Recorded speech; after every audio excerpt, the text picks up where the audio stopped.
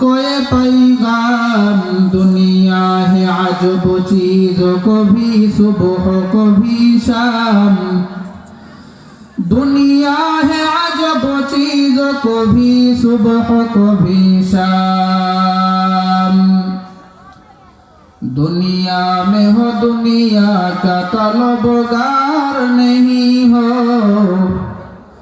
दुनिया में हो दुनिया का तलबगार नहीं हो बाजार से गुजार हो खरीदार नहीं हो बाजिकर शहर चेबीनी दर फरूशास वलेकिन के यास दर नशीनास जिक्र हक आमद गिदाई रूहरा मरहमा मदई दिले मजरूहरा ला इलाहा इल्लल्लाह ला इलाहा इल्लल्लाह ला इलाहा इल्लल्लाह ला इलाहा इल्लल्लाह ला इलाहा इल्लल्लाह ला इलाहा इल्लल्लाह ला इलाहा इल्लल्लाह ला इलाहा इल्लल्लाह ला इलाहा इल्लल्लाह मुहम्मदुर रसूलुल्लाह सुब्हानक ला इल्म लना इल्ला मा 'अल्लमतना इन्नका अंतल अलीमुल हकीम আলহামদুলিল্লাহ দূর দূরান্ত থেকে আগত আল্লাহ পাকের আশিকিন জাকিরিন শাকিরিন মুহিব্বিন মুরব্বিন ইজাম কলিজার টুকরা সমবয়সী যুবক বন্ধুগণ স্নেহের ছোট ভাই পর্দার আড়ালে অবস্থানরত শ্রদ্ধেয়া সম্মানিত মা ও বোনেরা দয়াময় আল্লাহর দরবারে লক্ষ কোটি শুকর ও সুজুদ যে মহান রব্বুল আলামিন ফিতনা ফাসাদের জামানায় মহামারীর জামানায় ভাইরাসের জামানায় দুর্যোগের জামানায় অভাব অনটনের জামানায় দুর্ভিক্ষের জামানায় সংকটের জামানায় আমাকে আপনাদেরকে দয়া করে মায়া করে মহব্বত করে ভালোবেসে আমাদের হায়াতকে পর্যন্ত দীর্ঘায়িত করে সুস্থ সবল রেখে ঈশার নামাজ জামাতের সাথে আদায় করার পরে দ্বীনের নিসবতে কোরআন ও সুন্নাহর ভিত্তিতে এক তাফসীরুল কোরআন মাহফিলে উপস্থিত হওয়ার তৌফিক দান করেছেন নিয়ামতের শুকর আদায়তে মুসলমান হিসেবে আওয়াজে উচ্চ কণ্ঠে ঈমানের আওয়াজ উঁচু করে সকলেই কালিমাতুর শুকর পাঠ করে সকলেই বলি আলহামদুলিল্লাহ লক্ষ করে দরুদ সালাম বর্ষিত সেই মহামানবের প্রতি যিনাকে সৃষ্টি না করলে জগতের কোনো কিছুকেই সৃষ্টি করা হতো না যার সম্মানিত নাম হযরত মুহাম্মদ সকলে সাল্লাল্লাহু আলাইহি ওয়াসাল্লাম মুআজ্জাজ মুহতারাম সম্মানিত উপস্থিতি আমি আপনাদের সম্মুখে কোরআনুল কারীমের সূরাতুল মুলকের ভিতর থেকে একটি আয়াত পাঠ করেছি শেষ নবী মহানবী জিন্দা নবী সাল্লাল্লাহু আলাইহি ওয়া আলিহি ওয়াসাল্লামের অসংখ্য অগণিত অমীয় বাণী পবিত্র হাদিস শরীফ হতে একটি হাদিস পাঠ করেছি যে আয়াতটি আমি পাঠ করেছি আয়াতের ভিতরে আল্লাহ রাব্বুল কারীম বলেন الذي خلق الموت والحياة ليبلوكم أيكم أحسن عملا وهو العزيز الغفور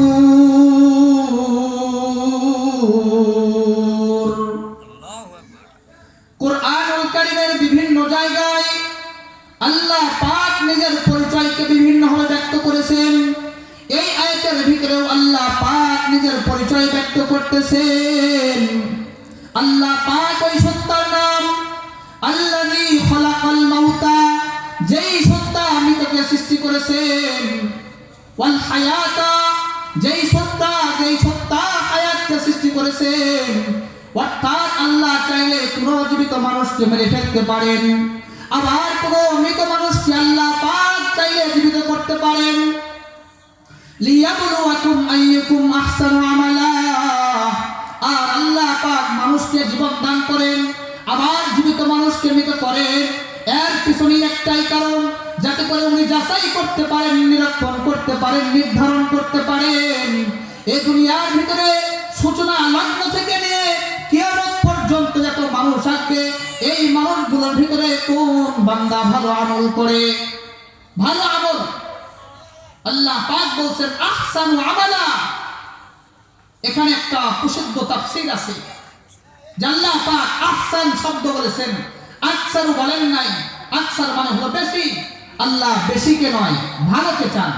শুধু আল্লাহ কেন, আমাদের সমাজের মানুষ তো বলে স্বাদের অল্প ভালো, 10 রকমের তরকারি যেগুলো স্বাদ হবে না, এর থেকে একরকম তরকারি, যে তরকারি স্বাদ হবে, এই স্বাদের তরকারি তো আমার আপনার পছন্দ।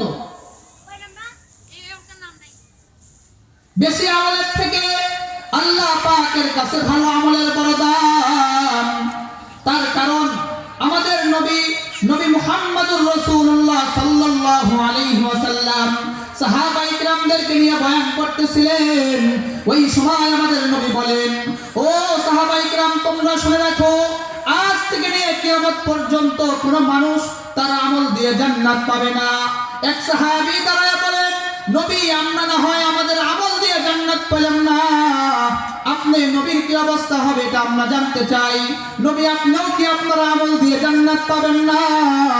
নবী ওই সাহাবীর প্রশ্নের উত্তরে বলেন, ও সাহাবী, তুমি শুনে রাখো, ওয়ালা আনা, আমি নবীও আমার আমল দিয়ে জান্নাত পাবো না, ইল্লা আইয়াতাদাম্মাদানি আল্লাহু বিরহমাতি, তবে যদি আমার রব, আসমান জমিনের মালিক আল্লাহ তাআলা, উনি ওনার রহমতের চাদর দিয়ে আমি নবীকে আবৃত করে নেয়, রহমতের কারণে আমি নবী জান্নাত পাবো না, হয় জান্নাত পাওয়া যাবে না।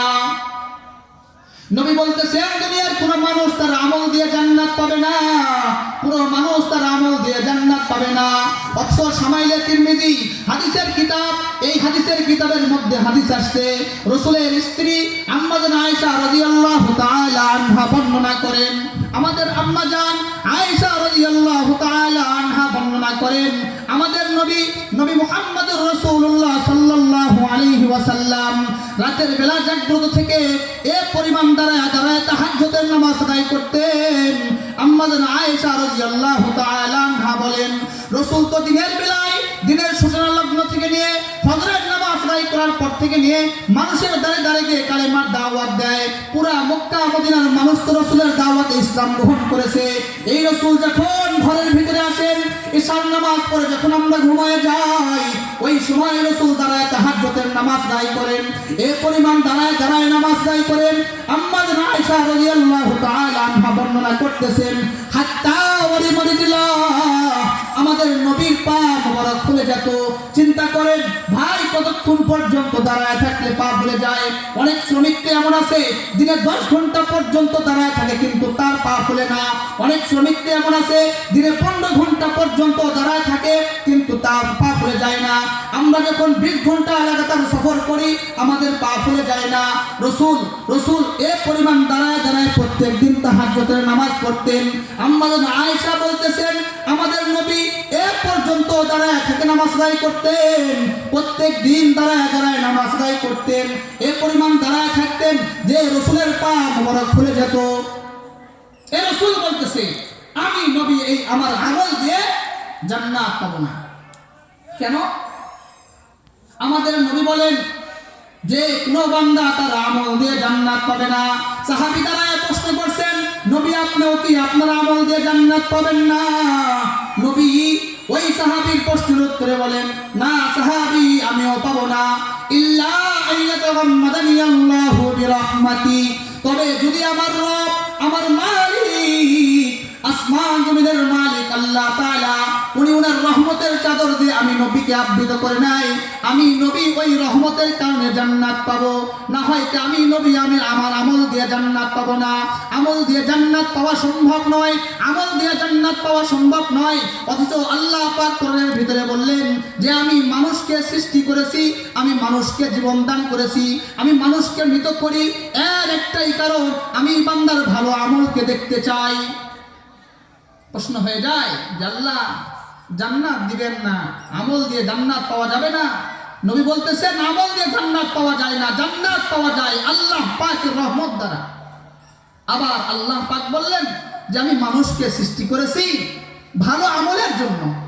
ভালো আমল কোনটা এর পরিচয় একটু পরে দিব, কিন্তু আগে জানতে হবে যে জান্নাত কেমনে পাওয়া যাবে। ছোট্ট একটা আমল শিখায় দিই।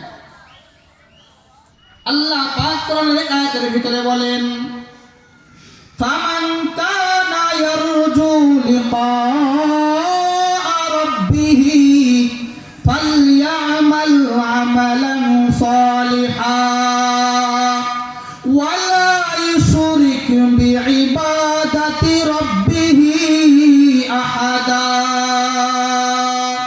আল্লাহ পাক বলেন দুনিয়ার মানুষ নামাজে যখন দাঁড়ায়, দুনিয়ার মানুষ যখন হজের সফরে যায়, দুনিয়ার মানুষ যখন রমজান মাসে রোজা রাখে, দুনিয়ার মানুষ যখন কোনো ভালো কাজ করে, দুনিয়ার মানুষ যখন ওয়াজের ব্যবস্থা করে, তাফসীরুল কোরআনের মাহফিলে অবস্থান করে, তাফসীরুল কোরআন মাহফিলের ব্যবস্থা করে, অথবা মসজিদে যায়, অথবা মাদ্রাসায় ভর্তি হয়, এই মানুষ যদি সুস্থ হয়, এই মানুষের মস্তিষ্ক যদি ভালো থাকে, তাকে যদি আপনি জিজ্ঞাসা করেন যে ভাইজান আপনি ওয়াজের প্যান্ডেলে কেন আসছেন, আমিও যদি আপনাদেরকে জিজ্ঞাসা করি যে এখানে কেন আসছেন, যারা আয়োজক আছে তাদেরকে যদি জিজ্ঞাসা করা হয় আপনি ওয়াজের ব্যবস্থা কেন করছেন, তাফসীরুল কোরআন মাহফিলের ব্যবস্থা কেন করছেন, যখন মানুষ মসজিদে নামাজ আদায় করতে যায় ওই মানুষকেও যদি জিজ্ঞাসা করা হয় ভাই যান আপনি কেন মসজিদের দিকে যান, ওই মানুষ একটাই কথা বলবে দুনিয়াতে শান্তি, পরকালে আল্লাহ পাকের দিদার চাই, দুনিয়াতে শান্তি,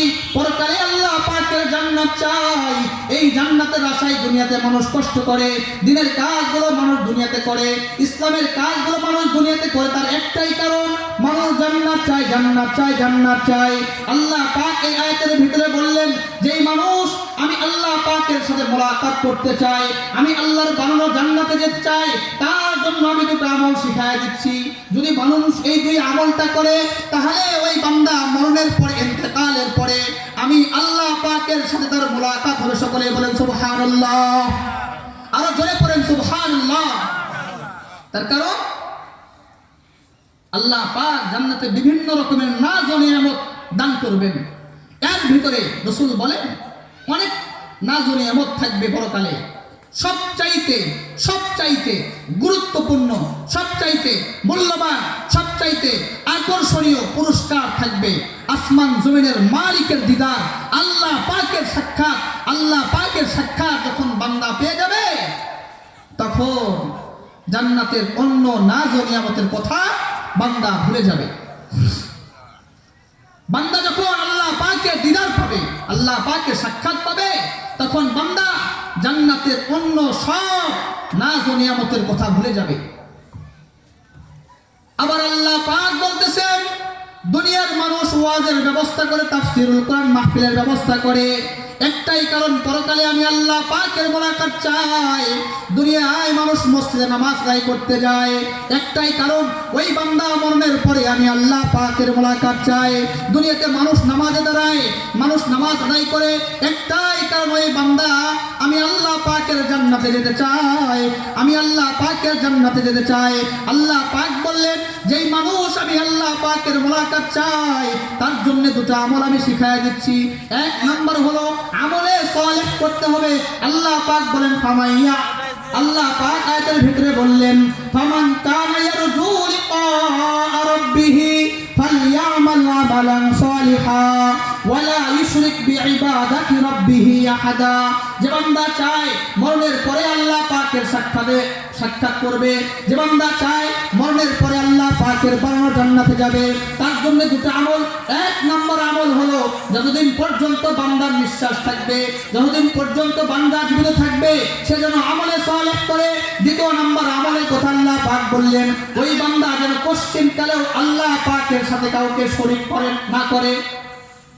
একটা হলো আমলে সালেহ, ভালো কাজ, সৎ কাজ, নামাজ পড়া, হজ করা, যাকাত দেওয়া, দিনের কাজ, তাফসীর কোরআন মাহফিলে আসা, বয়ান শোনা, সেগুলো বাড়িতে গিয়ে আমল করা, সেগুলো সমাজে বাস্তবায়ন করা, সেগুলো নিজের পারিবারিক জীবনে, সামাজিক জীবনে, রাষ্ট্রীয় জীবনে বাস্তবায়ন করা, এটা হলো আমলে সালেহ। দ্বিতীয় নাম্বার হলো আল্লাহ পাকের সাথে কাউকে শিরিক না করা। শিরিক কি জিনিস? শিরিক হলো অনেক বড় কথা, সংক্ষেপে বলতেছি। শিরিক মানে হলো দুটা ব্যাখ্যা শিরিকের। একটা হলো আল্লাহ পাক যে ক্ষমতার অধিকারী, এই ক্ষমতা অন্য কারোর জন্য সাবেত করা, প্রমাণ করা, এটার নাম হলো শিরক। অথবা আল্লাহ পাক আছেন, ওনার মতো অন্য কেউ আছে, এটা মনে করার নাম শিরক। মনে করেন মুসলমানেরা নামাজ আদায় করে, খানায় কাবা তওয়াফ করে, ওই বান্দা যখন খানায় কাবার সামনে তওয়াফ করে, ও মনে মনে ভাবে আমি আল্লাহ পাকের খানায় কাবা তওয়াফ করতেছি, আমি আল্লাহ পাকের বানানো বাইতুল্লাহকে তওয়াফ করতেছি। ওই বান্দার অন্তরে আল্লাহ পাক উপস্থিত থাকে। ঠিক তেমনি ভাবে যখন কোনো হিন্দু অথবা ভিন্ন ধর্মীয় অবলম্বনকারী কোনো বান্দা তার মূর্তির সামনে দাঁড়ায় পূজা করে, সেও মনে করে আমি আমার মূর্তির সামনে দাঁড়ায় আছি, ওই বান্দা মূর্তিকে আল্লাহ তাআলার সাথে তুলনা করে। আল্লাহ পাক যেমন ভাগ্যের মালিক, আল্লাহ চাইলে যেরকম মানুষের ভাগ্য পরিবর্তন করতে পারেন, ওই বান্দা মনে মনে ধারণা করে আমার এই মূর্তি এও চাইলে আমার এই মূর্তি, সেও যদি চায় সে আমার ভাগ্যকে পরিবর্তন করতে পারে। আল্লাহ পাক চাইলে যেমন ভাগ্য পরিবর্তন করতে পারেন, আমার এই মূর্তিও পরিবর্তন করতে পারেন, এটা মনে করে বান্দা শিরিক করে। অথবা আল্লাহ পাক যেই ক্ষমতার অধিকারী, এই ক্ষমতা অন্য কারোর জন্য সাবেত করার নাম হলো শিরক। যেমন মনে করে সন্তান দেওয়ার মালিক হলেন আল্লাহ পাক, চাইলে সন্তান দিবেন, না হয় দিবেন না। চাইলে আল্লাহ পাক সন্তান দিবেন, না হয় দিবেন না। এখন কেউ যদি মনে করে সন্তান দেওয়ার মালিক মহাস্থানের পীর, গেলেন আপনি একটা খাস নিয়ে, একটা গরু নিয়ে গেলেন, একটা বিরিয়ানি নিয়ে গেলেন, যে পীরের কাছে গিয়ে আপনি সন্তান চাবেন, এই সন্তান চাওয়া পীরের কাছে, এটা হলো শিরক। এটা হলো শিরক। বড় শিরক হলো আল্লাহ পাকের সাথে কাউকে শরীক করা, মানে হলো আল্লাহ পাক আছে, ওনার মতো ভিন্ন কেউ আছে। যেরকম হিন্দুরা মনে করে মূর্তি সবকিছুই পারে, যেমন আল্লাহ পাক সবকিছু পারে। অথবা আল্লাহ পাক যে ক্ষমতার অধিকারী, যেমন সন্তান দেওয়ার মালিক আল্লাহ, জমিন থেকে ফসল দেওয়ার মালিক আল্লাহ, মনে করতেছেন মহাস্থানের পীরও দিতে পারে, এটা মনে করার নাম শিরক। শিরক সম্পর্কে কোরআন হাদিসের ভিতরে অনেক কথা আছে। নবীজি সাল্লাল্লাহু আলাইহি ওয়াসাল্লাম বলেন, আল কাবাইরু আল ইশরাকু বিল্লাহ ওয়া উকুকুল ওয়ালিদাইনি ওয়া কাতলুন নাফসি। বুখারী শরীফের এক হাদিসের ভিতরে নবী সাল্লাল্লাহু আলাইহি ওয়াসাল্লাম বড় বড় বড় বড় গুনাহের পরিচয় দিতে গিয়ে বলেন, বড় গুনাহের ভিতরে একটা গুনাহের নাম হলো আল্লাহ পাকের সাথে শিরক করা। শিরক সম্পর্কে কোরআনের ভিতরে আল্লাহ পাক বিভিন্ন জায়গায় বিভিন্ন কথা বলেছেন। এক আয়াতের ভিতরে আল্লাহ পাক বলেন, ইন্নাল্লাহা লা ইয়াগফিরু আন ইউশরাকা বিহি ওয়া ইয়াগফিরু মা দুনা যালিকা লিমান ইয়াশা ওয়া মান ইউশরিক বিল্লাহ ফাকাদ যাল্লা যালালাম বাঈদা ওয়া মান ইউশরিক বিল্লাহ ফাকাদ ইফতারা ইসমান আযীমা ওয়া মান ইউশরিক বিল্লাহ ফাকাদ হাররামাল্লাহু আলাইহিল জান্নাহ। আয়াতের ভিতরে আল্লাহ পাক বললেন, আল্লাহ পাক চাইলে ওনার ক্ষমতা আছে দুনিয়ার সব মানুষের সব গুনাহকে আল্লাহ পাক ক্ষমা করতে পারেন, কিন্তু একমাত্র একটাই গুনাহ হলো শিরকের গুনাহ। আল্লাহ পাক শিরকের মতো জঘন্যতম গুনাহকে ক্ষমা করবেন না। এক আয়াতের ভিতরে আল্লাহ পাক বলেন, যেই বান্দা আল্লাহ পাকের সাথে কাউকে শরীক করে ওই বান্দা আল্লাহ পাকের উপরে বড় অপবাদ দিয়েছে। ভিন্ন আয়াতের ভিতরে আল্লাহ পাক বলেন, যেই বান্দা আল্লাহ পাকের সাথে কাউকে শরীক করে ওই বান্দা আল্লাহ তাআলার উপরে বড় একটা অপবাদ দিয়েছে। আরেক আয়াতের ভিতরে আল্লাহ পাক বলেন, যেই বান্দা আল্লাহ পাকের সাথে কাউকে শিরক করে ও বান্দা কোশ্চিন কালেও জান্নাতে যেতে পারবে না। ফাকাদ হারামাল্লাহু আলাইহিল জান্নাহ, আল্লাহ পাক তার উপরে জান্নাতকে হারাম করে দিবেন, সে একদম নিশ্চিত চিরস্থায়ীভাবে জাহান্নামে যাবে। সকলে বলেন নাউযুবিল্লাহ। তাহলে বুঝলাম আল্লাহ পাক আপনাকে আমাকে সকলকেই প্রেরণ করেছিলেন ভালো ইবাদত করার জন্য। 2 মিনিটের ভিতরে ভালো ইবাদতের পরিচয় দিয়ে আমি আমার কথা শেষ করব। রাসূল যখন ইন্তেকাল করেন, রাসূলের সামনে 1.5 লক্ষ সাহাবায়ে কেরাম উপস্থিত ছিলেন। এই 1.5 লক্ষ সাহাবায়ে কেরামদের ভিতরে এক প্রিয় সাহাবীর নাম হলো হযরতে মুআয ইবনে জাবাল রাদিয়াল্লাহু তাআলা। মুআয ইবনে জাবাল বলেন, আল্লাহ পাক যে কোরআনের ভিতরে বলছেন, দুনিয়ার মানুষ আমি তোমাদেরকে জীবিত করি, তোমাদেরকে মৃত করি একটাই কারণ, যাতে করে আমি যাচাই করতে পারি এ দুনিয়ার ভিতরে কোন মানুষ ভালো আমল করে। তোমরা আমার কাছে শুনে নাও, আমি রাসূলের কাছে শুনছি ভালো আমলটা কোনটা। এ বলে মুআয ইবনে জাবাল বলে, দুনিয়ার মানুষ ভালো আমল করবে, ভালো আমল করবে, যেই ভালো আমলের ভিতরে 4 গুণ পাওয়া যাবে ওই আমলটাই ভালো, যেই আমলের ভিতরে 4 গুণ পাওয়া যাবে না ওই আমলটা ভালো না। যে আমলটা ভালো না ওটা আল্লাহ পাকের পছন্দ না, যে আমলটা ভালো না ওটা আল্লাহ পাক কবুল করবেন না। তাহলে 4 গুণ জানতে হবে, তারপরে আমল। উনি বলেন, মানুষ 70 বছর নামাজ পড়বে, নামাজ কবুল হবে না। মানুষ প্রত্যেক বছর খানায় কাবা তওয়াফ করবে, কবুল হবে না। মানুষ 10 তলা মাদ্রাসা বানায় দিবে, কবুল হবে না। 5 তলা মসজিদ বানায় দিবে, কবুল হবে না। তবে যদি তার আমলের ভিতরে 4টা গুণ থাকে, 4টা গুণ থাকে, এই 4 গুণের সমন্বয় যদি ঘটে তাহলে আমলটা ভালো হবে। এই ভালো আমলের ওসিলায় আল্লাহ পাক তার আমলকে কবুল করবেন। এটা দিয়ে পরকালে জান্নাত পাওয়া সম্ভব, নচেত জান্নাত পাওয়া যাবে না। 4 আমল বলতে 4 ঘন্টা লাগবে, 1 মিনিটে 4 আমল বলে দিবে। 1 নাম্বার, মুআয ইবনে জাবাল রাদিয়াল্লাহু তাআলা আনহু বলেন, বান্দা যখন কোনো কাজ করতে যাবে ওই কাজ করার আগে তার ইলম অর্জন করতে হবে। যখন বান্দা নামাজ পড়তে যাবে তার আগে তার নামাজ কেমনে পড়তে হয় শিখতে হবে। যখন খানায় কাবা তওয়াফ করার জন্য বান্দা মক্কা শরীফে যাবে, মক্কা শরীফে গিয়ে খানায় কাবা কেমনে তওয়াফ করতে হয় যা শিখতে হবে। 1 নাম্বার গুণের নাম হলো ইলম। 2 নাম্বার গুণের নাম হলো নিয়ত। 2 নাম্বার গুণের নাম হলো নিয়ত। অর্থাৎ যখন নিয়তের ব্যাখ্যা হলো হানাফি মাযহাবে ইস্তেহজারে কলব, আপনার কলবকে উপস্থিত করা। মসজিদে মানুষ কেন যায়? নামাজ পড়ার জন্য যায়। এই নামাজ পড়ার অবস্থাকে নিজের ভিতরে আনা ইস্তেহজারে কলব বলা হয়। 2 নাম্বার গুণের নাম হলো নিয়ত। 3 নাম্বার গুণ হলো ইখলাস। ইখলাস মানে কি? ছোট্ট একটা হাদিস পড়ে দিই। উম্মুল হাদিস, হাদিসে জিবরাইল। এই হাদিসের মধ্যে জিবরাইল আমিন রাসূলকে জিজ্ঞাসা করতেছেন, মাল ইহসান, ও আল্লাহর পয়গম্বর ইহসান কি জিনিস?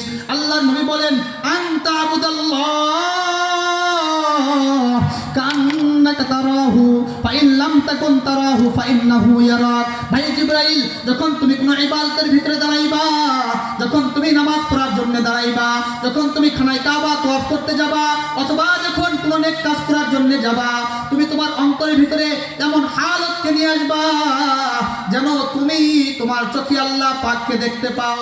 তোমার ঈমান আমল যদি দুর্বল হয়, যেমন আমরা মসজিদে যখন নামাজে দাঁড়াই চোখ বন্ধ করলে আল্লাহ পাককে দেখতে পাই না। শুধু আমরা কেন, যেই বান্দা খানায় কাবাকে সামনে রেখে নামাজ পড়ে ওই বান্দাও চোখ বন্ধ করলে আল্লাহ পাককে দেখতে পায় না। এজন্য নবী সাল্লাল্লাহু আলাইহি ওয়াসাল্লাম বিষয়টাকে সহজ করে দিয়েছেন। নবী বলেন, যদি তোমার ঈমান আমল দুর্বল হয়, চোখ বন্ধ করলে আল্লাহ পাকের মোলাকাত তুমি পাও না, তখন তুমি এমন অবস্থার ভিতরে আনবা যে আমি আল্লাহ পাককে না দেখতে পাইলেও আল্লাহ পাক আমাকে দেখতেছেন। এটা হলো ইখলাস।